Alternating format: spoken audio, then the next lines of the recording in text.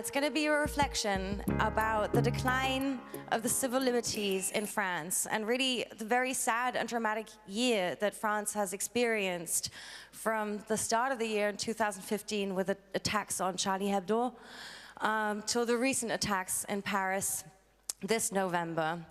All of that is tragic as it is, but sadly this has also had the effect of increasing push by the French government to put legal frameworks in place to not really make things easier or better for citizens, but for the secret services in France.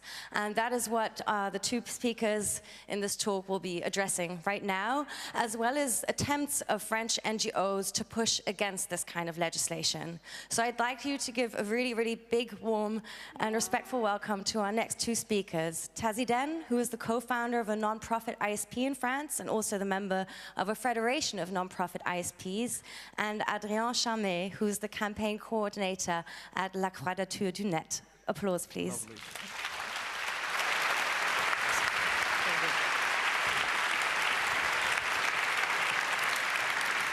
Let's go.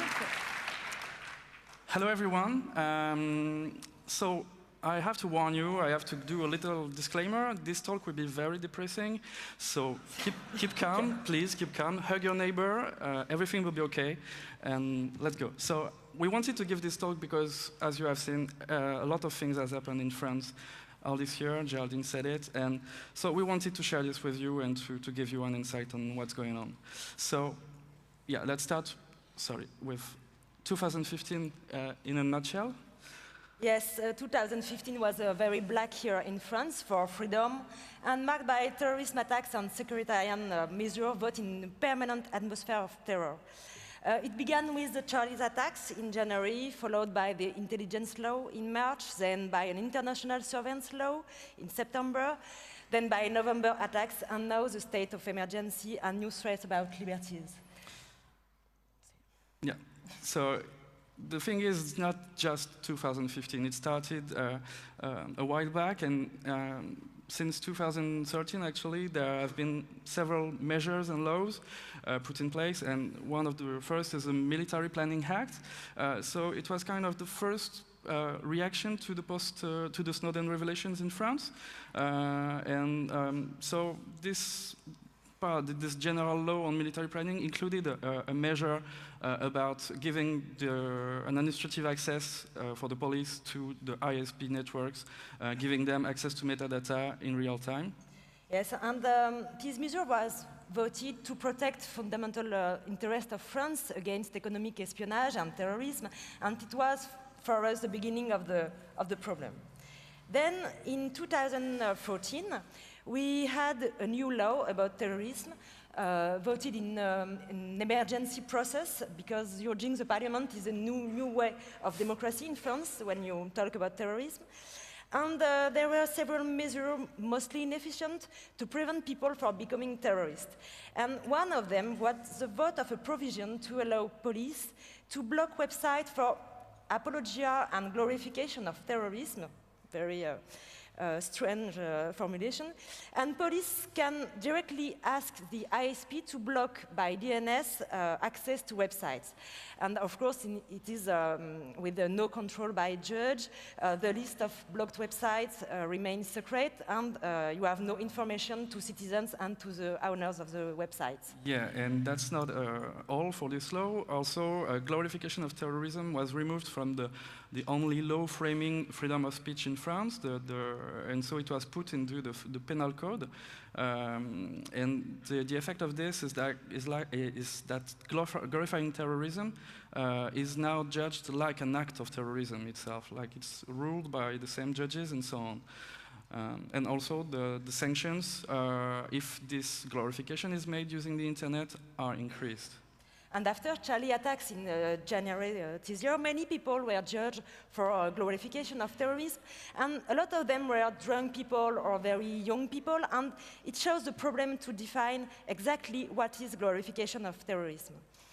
So that was for 2014, and then came 2015 and the intelligence law.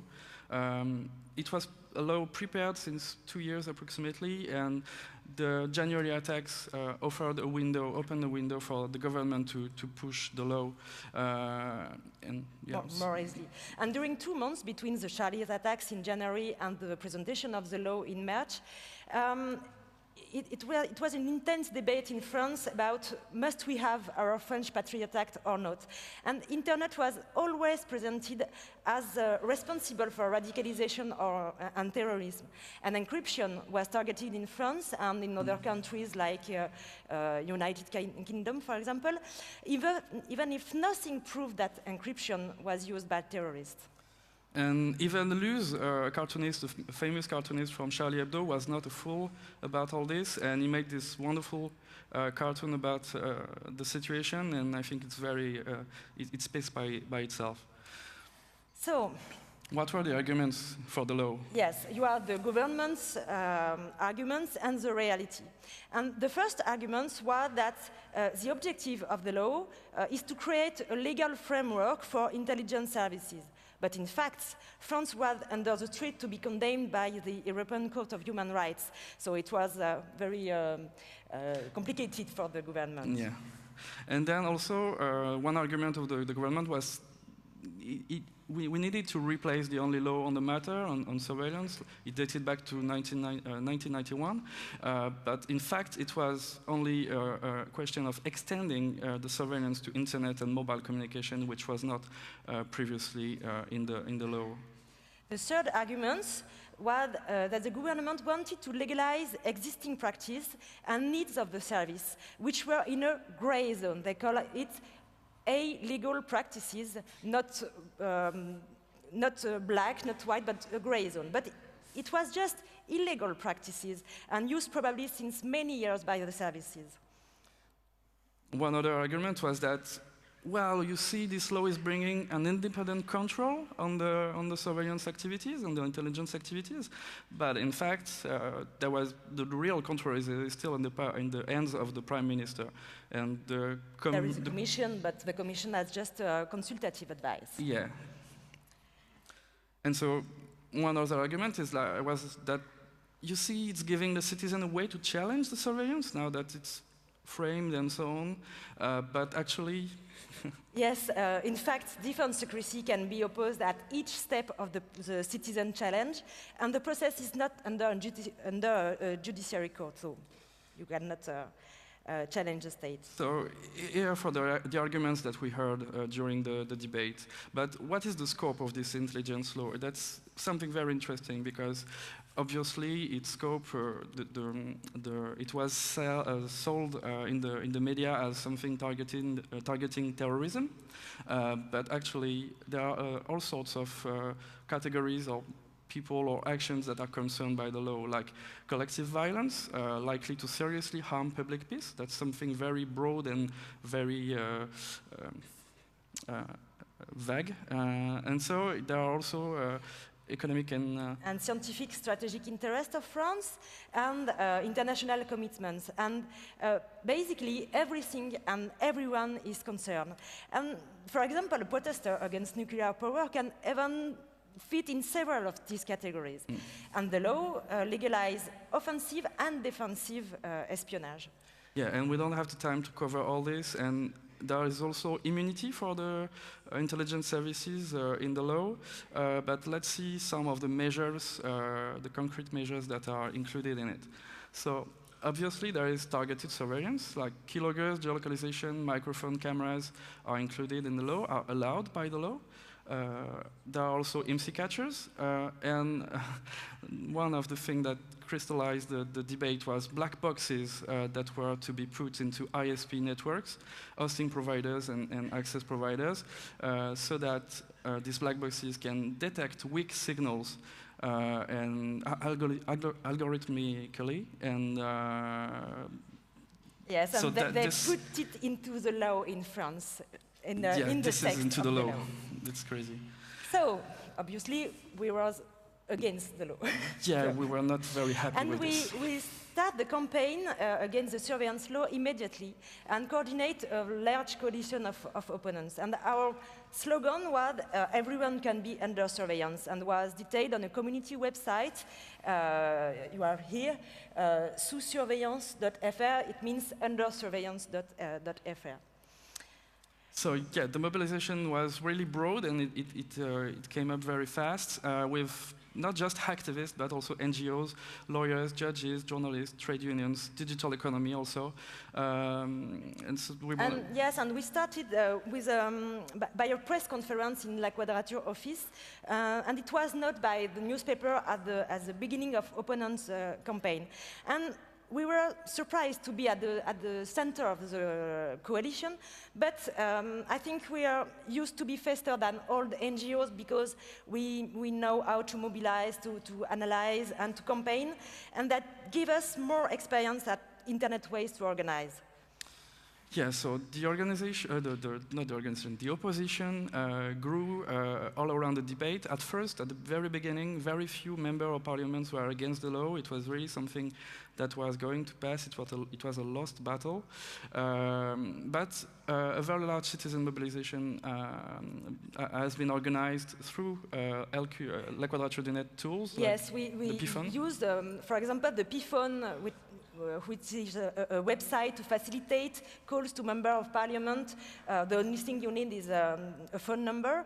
And we just had 5 weeks to convince member of parliament that it was a very, very rude campaign. But at the day of the vote in the National Assembly, 20% of member of parliaments vote against the law. And for us, it was very, it was like a little victory. Yeah.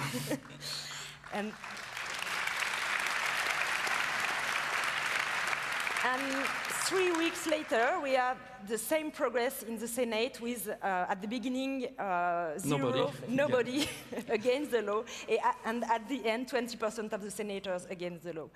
And during all the campaign, we provided legal amendments and explanation to the member of parliament. We explained again and again the law to politicians, to the media, in order to change the public and political view on the law. And it worked. Yes, it worked, because despite the bad result, we are proud to have forced the government to justify himself every time about freedom. And now the law was called the intelligence law at the beginning in media, and at the end was called the surveillance law. And for us, it was very important to change the word. Yeah. So this is not all. We decided to also take the legal fight, and so there was a small group of people who decided to write an amicus curiae. It's a document that you can provide, that you can contribute to a judiciary debate, and so 122 pages were written describing what was wrong in the law. And comparing with the European commitments of France and the European Court of Justice case law. And it was to sustain the appeal launched by 60 members of the parliament before the Constitutional Council to asking the law to be censored. And that's something like this. You can read it on our website. Yeah, and so this was written not just by lawyers, but also with a team of lawyers and activists. That is very interesting. And we put it online so that people can review it, and every people can review it and give us feedbacks and comments and fixes.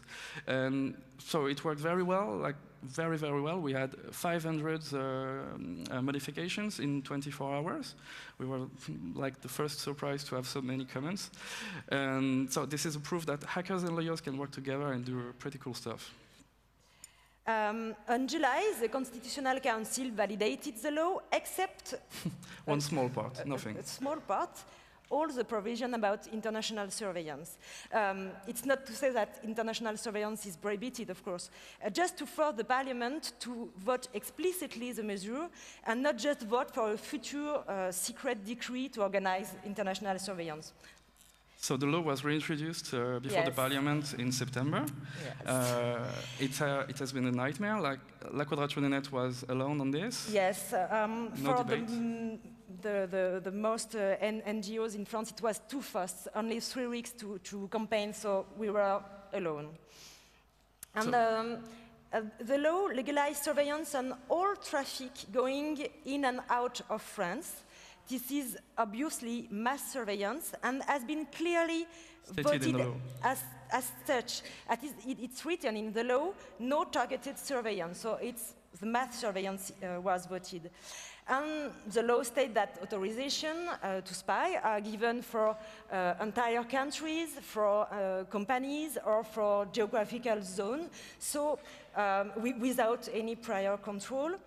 And the law has been voted in 3 weeks without any serious debate, presented just as a patch to the intelligence law. Yeah. Yes, So you a would patch. say traffic going out in and out of France, it's nothing like, well, this is a map of cables going in and out of France. Of France. So this is pretty scary. So at this very moment, we were like, okay, the battle is lost. It was the end of October? Yeah, end of October. But we were like, okay, now it's kind of finished. We have still a world to change. Yes, it's the end of a very hard period, and we would continue our positive agenda and campaign for rights and freedom on the internet, net neutrality, data protection, copyright reform, some very positive things. And then came the November attacks. And immediately after the attacks, the attacks took place at a Friday evening at 10 p.m. and at 11 p.m. the French president declared the state of emergency. And the day after, the prime minister declared that a law will be voted the next week to extend the state of emergency in its perimeter and duration for 3 months. And the law was voted with only 6 votes against, under a very massive pressure of the Prime Minister and the Minister of Interior Affairs. So let's see what is the state of emergency. You have to see that it's a suspension of separation of powers. It's something very exceptional, and it allows the police to do searches 24/7 without any judiciary control. There are also house arrests. People can be forced to stay at home 12 hours per day and not quit a specific area. And also, websites can be blocked at will. And there have been new provisions. Yes, new provision adopted last month. So electronic search is allowed into any system accessible during a police search. Which means that if the device. police come at your place and see that it can access from your computer other computers, it can also copy the data of these servers or stuff or devices. Yes, and websites can be blocked directly by an order, by decision from the Minister of Interior Affairs. And there are provision about dissolution of formal groups or organizations without any judgment and forever, including after the end of the state of emergency. And all of this is not operates with judge advice. It's just with the intelligence services information. You have not to prove something before block a website or make a house arrest or police search. Yeah, so let us give you some numbers of what happened. So until now, we have numbers given by the French National Assembly, some kind of reporting. And so far, as of actually the December the 17th, there have been more than 2,700 police searches, 368 house arrests, and no websites blocked. But the internet is always presented as the main problem. Yeah, internet was the main problem. So. And we decided to document the disaster on the La Quadrature wiki with the help of people on the internet. And every day, every article on a newspaper about the state of emergency is crowdsourced on our wiki. And for us, it's very important to grow the awareness of people and politicians before voting next measure. So at this moment, when we were documenting the disaster, we were realizing that the targets of these searches and house arrests were not all the time terrorists, but they were like everybody that could cause danger to public peace would be considered dangerous by the police and the Minister of Interior Affairs. So there were Muslims, anarchists, climate conference activists, and also there have been, during the conference, the climate conference, there have been demonstrations prohibited and people are house arrested. So this was not just about terrorism, it was very broad and very far. And there is clearly a logic going on throughout all the laws we have been discussing since the beginning of this talk, and it's clearly a minority report kind of a way of thinking. Like, they want to prevent the crime before they happen, and so they are willing to do whatever they want to avoid justice and to do people the administrative way through the police and so on. And who's next? We are afraid to be targeting in the next day or a month. For example, the provision about association and organization targets facilitation or encouragement on committing dangerous acts. And we ask ourselves, providing a Tor exit node, promote encryption, is it encouraging? Or facilitating? For facilitating. So we don't know, and that is a part of the problem. When just the police can decide for the society who is dangerous or not, you don't have the rules. You cannot know if you are targeted or not. Yeah, and so this is pretty bad, but that's not enough. That's not finished. There is a constitutional reform that has been announced a few days ago. It was announced since the attacks, but the details were published a few days ago. And what has been announced is mainly two things. The first is that the state of emergency will be written directly into the constitution. It's very important to be not attacked by a judgment later. Yeah, so that it's kind of protected.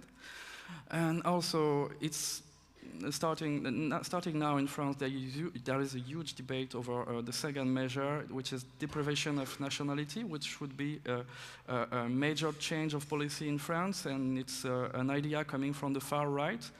And so this is sparkling a debate right now. And yes, and the debate takes place under the threat of new terrorist attacks used by the government to force the parliament into voting the reform. And probably the constitutional reform will be voted under the state of emergency. And two new bills have been announced for a few days ago about, again, terrorism and organized crime, and they will probably be discussed in January or February. And we foresee new attacks on encryption, privacy, citizen rights, especially online, because politicians don't want to understand what is privacy online. It's more easy for them to not know what it means. So what is at stake? Clearly, what's going on, there is a shock doctrine implementing a permanent state of exception in France. We are seeing that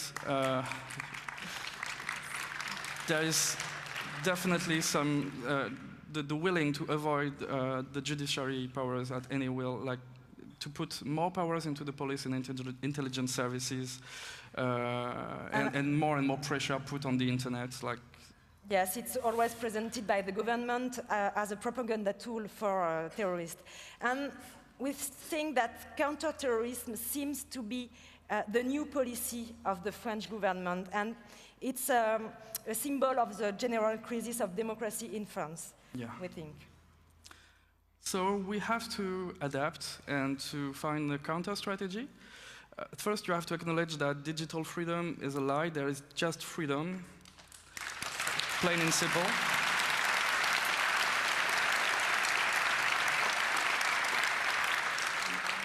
You need to refuse the shock doctrine, stay alert and protect yourself, help people to understand the situation, give them tools to act, to protect themselves against surveillance and bad policy. And you have to anticipate the threat and be careful about the discourse of your governments. And for us, since the beginning of this year, it means in La Quadrature and other NGOs, systematic public campaign, even if we know that we will lose, because it's very important to document the facts. It requires building our storytelling about the events and not just have the government storytelling, to prepare and conduct legal action every time and everywhere before the French justice and the European justice. It also means, and that's something very important, that we must document the disaster. We assume that document the disaster, like we did with the wiki page. And more than anything, it means taking part and building coalition with groups and organizations that we are not used to work with, because we must enlarge the basis of the opposition. Yeah, we are not alone. It's not just a digital thing. We are all concerned. So one very last important thing is we spoke about France, but it can be in your country very soon. I don't hope, but you should stay alert, as I said. Even as we speak, there are countries like Tunisia that are using what is going on in France to promote the same schemes, the same shock doctrine, and so on. They are saying, hey, it's the country of human rights. Why can't we do the same thing? And so, well, I'm sorry, but even the country of human rights can turn into a police state. So, as a few words of advice to conclude this talk, stay safe, help others, and encrypt all the things. Thank you.